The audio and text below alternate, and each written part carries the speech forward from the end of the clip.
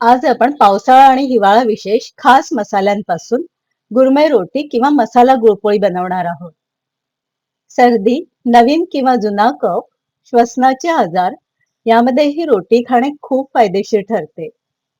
रोटीसाठी लागणाऱ्या मसाल्याची रेसिपी सुद्धा आपण याच व्हिडिओमध्ये बघणार आहोत. एकदा करून ठेवला की हा मसाला बरेच महिने टिकतो आणि तुम्ही हा मसाला चहाचा मसाला म्हणून सुद्धा वापरू शकता. अगदी गुळपोळी सारखीच असल्याने या गुरमै रोटीला तुम्ही मसाला गुळपोळी असंही म्हणू शकता. नमस्कार, मी संगीता तुम्हा सर्वांचं माझ्या मुत्पाकखान्यामध्ये मनापासून स्वागत करते. सगळ्यात आधी गुरमै रोटी बनवण्यासाठी आपण कणिक भिजवून घेऊया. त्यासाठी मी 2 वाट्या कणिक घेतली आहे. इतक्या कणकेमध्ये 7 ते 8 गुरमै रोट्या बनून तयार होतात. यामध्ये चवीसाठी आधी पाव टीस्पून मीठ घालून मिक्स करून घ्यायचं. अगदी चिमूटभर हळद घालायची तर तुम्ही घालू शकता. मी घातली नाही आहे. 2 टीस्पून साजूक तूप घालून ते सगळ्या पिठाला चांगलं आता चोळून घ्यायचं. त्यामुळे गुरमै रोटी छान खुसखुशीत होते. आता लागेल तसं थोडं थोडं पाणी घालून हे पीठ आपल्याला भिजवून घ्यायचंय. चपातीच्या पिठापेक्षा किंचित घट्टच हे पीठ आपल्याला भिजवायचंय. थोडक्यात काय तर गुळपोळीचं पीठ आपण जसं भिजवतो अगदी तसंच हे पीठ आपल्याला भिजवायचंय. लागेल तर हाताला थोडं तेल लावून घ्या म्हणजे हाताला पीठ फार चिपकणार नाही. हे पीठ भिजवून झालंय. तुम्ही बघू शकताय. खूप सैल नाही आणि खूप घट्ट नाही. अशी छान ही कणिक भिजवून झाली आहे. आता झाकण ठेवून 15 मिनिटांसाठी ही कणिक झाकून ठेवायची. म्हणजे पोळ्या करेपर्यंत आपली कणिकही छान मुरते. कणिक भिजवून झाली. आता मसाला बनवून घेऊया. त्याकरता 15 ग्रॅम सुंठ पावडर किंवा अख्खी सुंठ कुटून घ्यायची. अगदी तशीच 10 ग्रॅम दालचिनी किंवा दालचिनीची पावडर घ्यायची. सुंठ आणि दालचिनीची पावडर केलेली असली की मसाला छान बारीक दळला जातो. 5 ग्रॅम सोलून घेतलेले हिरव्या वेलचीचे दाणे घ्यायचे. अर्धा जायफळ घ्यायचं. 5 ग्रॅम काळी मिरी आणि 5 ग्रॅम लवंगा घ्यायच्या. याशिवाय गुरमै रोटीच्या मसाल्यासाठी 3 वेगवेगळ्या प्रकारच्या पिंपळ्या घेतल्या. तर 10 ग्रॅम ही पान पिंपळी आहे, 10 ग्रॅम गाठी पिंपळी आणि 10 ग्रॅम लेंडी पिंपळी आहे. या तीनही पिंपळ्या सर्दी, अगदी कुठलाही जुना खोकला असेल तर जुना खोकला, पाचन शक्ती, श्वसन रोग या सगळ्यासाठी अतिशय उपयुक्त आहे. सगळ्यात आधी सुंठ आणि दालचिनी पावडर सोडून सगळे मसाले भाजून घ्यायचे. तर पॅन गरम करून त्यामध्ये आधी सगळे मसाले गरम करायला घालून घ्यायचे. सतत हलवत राहून हे मसाले आपल्याला गरम करून घ्यायचे आहे. अजिबात हे मसाले करपता कामा नयेत. हे मसाले आधी गार करून घ्यायचे म्हणजे त्याची छान पावडर होते. गार झाल्यावर मिक्सरच्या भांड्यात हे मसाले घालून छान बारीक दळून घ्यायचे. आता या दळून घेतलेल्या मसाल्यांमध्ये आधी दालचिनी पावडर आणि सुंठ पावडर घालून पुन्हा एकदा मिक्सरवरती हे मसाले फिरवून घ्यायचे आहेत. अगदी बारीक असा हा गुरमै रोटीचा मसाला दळून तयार झालाय. तुम्ही हवं तर बारीक पिठाच्या चाळणीने हा मसाला चाळून घेऊ शकता. पण हा मसाला इतका छान बारीक दळून झालाय तर याला चाळायचीही गरज नाही आहे. एका वाटीमध्ये आता हा मसाला मी काढून घेते. आता गुरमै रोटीचं स्टफिंग बनवून घेऊया. त्याकरता एका कढईमध्ये 2 चमचे साजूक तूप घालून घ्यायचं आणि तूप गरम झालं की त्यामध्ये अर्धा कप बेसन आपल्याला भाजून घ्यायचंय.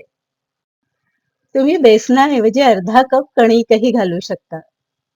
बरेच जण बेसन किंवा कणिक न घालता डायरेक्ट गुळामध्येच मसाला मिक्स करतात. पण त्यामुळे पोळ्यांमध्ये गूळ खूप जास्त होतो. त्याकरता अर्धा कप बेसन किंवा गव्हाचं पीठ खमंग भाजून घेणं गरजेचं असतं. पीठ भाजत असताना त्यामध्ये चवीसाठी 2 चिमूटभर मीठ घालायचं. अगदी किंचित मिठामुळे चारणाला चव खूप छान येते. पिठाचा असा रंग बदलला आणि पिठाला खमंग सुवास यायला लागला की त्यामध्ये 2 टेबलस्पून गुरमै रोटीचा मसाला घालून घ्यायचा आणि छान मिक्स करून घ्यायचं.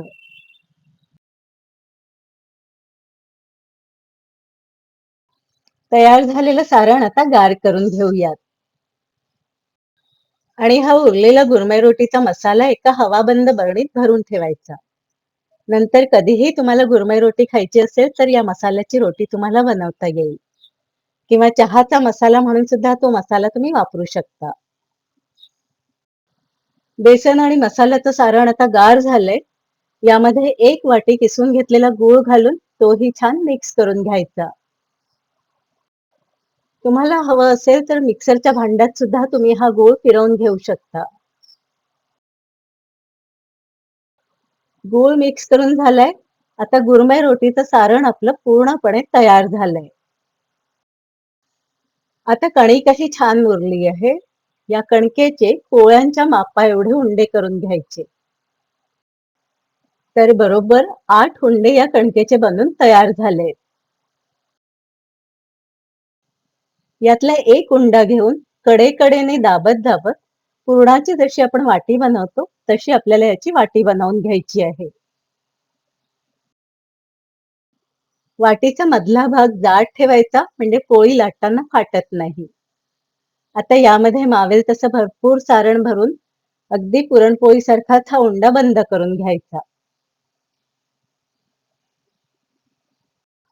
उरलेला हा कणकेचा शेंडा आहे त्यालाही असं दाबून घ्यायचं आणि या उंड्यामध्ये फिक्स करून टाकायचं. असेच सगळे उंडे मी आधी भरून घेते. सगळे उंडे बनवून तयार झालेत. आता गुरमै रोटी बनवायची आहे.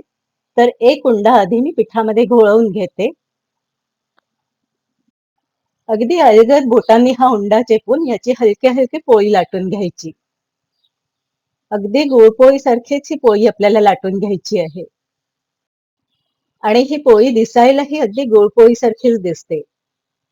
तुम्ही या गुरमै रोटीला मसाला गुळपोळी असं सुद्धा म्हणू शकता. पोळी छान लाटून झाली आहे. सगळीकडे पोळीमध्ये सारण छान पसरलंय. आता गरम झालेल्या तव्यावरती ही पोळी आपल्याला भाजून घ्यायची आहे. अशी गरम गरम तव्यावरती पोळी घातली की 30 ते 40 सेकंदांनी ही पोळी आपल्याला उलटून घ्यायची आहे आणि पोळीला वरून तूप लावून घ्यायचंय. पुन्हा ही पोळी उलटून घ्यायची आणि दुसऱ्याही बाजूने तिला तूप लावून घ्यायचंय आणि छान खरपूस अशी ही पोळी दोन्ही बाजूंनी भाजून घ्यायची. तुम्ही बघू शकताय पोळीमधून अजिबात गूळ बाहेर आला नाहीये. पोळी भाजून झाली आहे. मी तिला काढून घेतलंय. सगळ्या गुरमै रोट्या बनून तयार झाल्या आहेत. आहेत ना अगदी छान मसाला गुळ पोळी सारख्या. एक पोळी मी तुम्हाला तोडूनही दाखवते. छान खुसखुशीत अशी झालीये गुळपोळी सारखी. आतलं सारणही बघा अगदी एकसारखं सगळीकडे पसरलंय. पावसाळ्यामध्ये किंवा हिवाळ्यामध्ये तुम्हाला सर्दी असेल, कणकण वाटत असेल, तर या पोळ्या खाऊन छान हुशारी वाटते. तुम्ही सुद्धा ही रोटी बनवा. रेसिपी आवडली असेल तर व्हिडिओला लाईक आणि शेअर करा आणि माझ्या चॅनलला सबस्क्राईब करायला विसरू नका.